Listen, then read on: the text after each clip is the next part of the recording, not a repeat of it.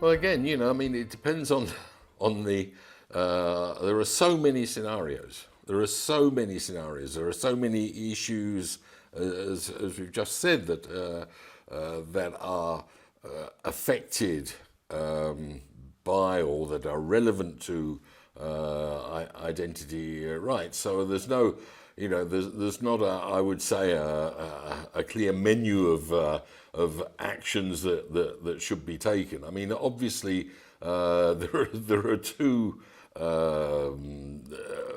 I guess, fundamental things that won't work if there's criminality involved. I mean, criminality other than the state, that won't work either if the state is not in a position to have authority over the its normal jurisdiction, this sort of thing. But the two things that really stand out, I would guess, as a philosophy in general, anyway, but with important ramifications for children, for identity.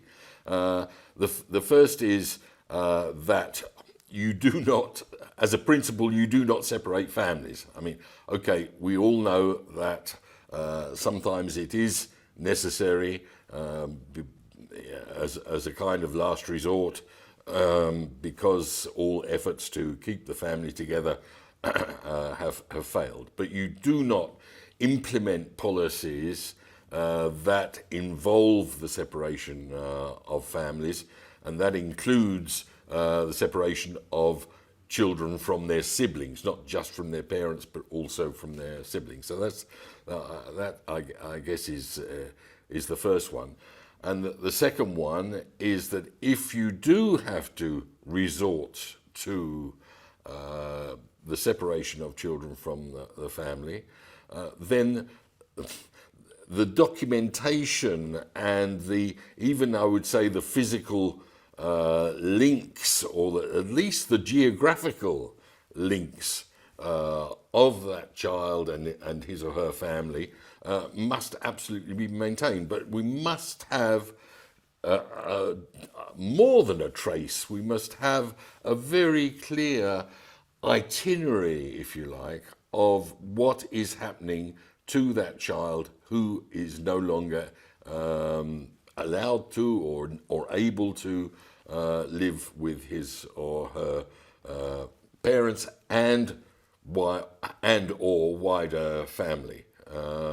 So those are the two things. I mean, for the rest, it will be a different story in terms of child brides. It will be a different story in terms of children conscripted into armed groups, this sort of thing. But that general philosophy, which is, I think, pretty well established and pretty well accepted, is the overall way to move forward.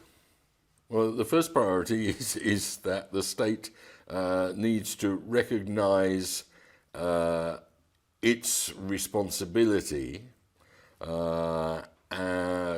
to act.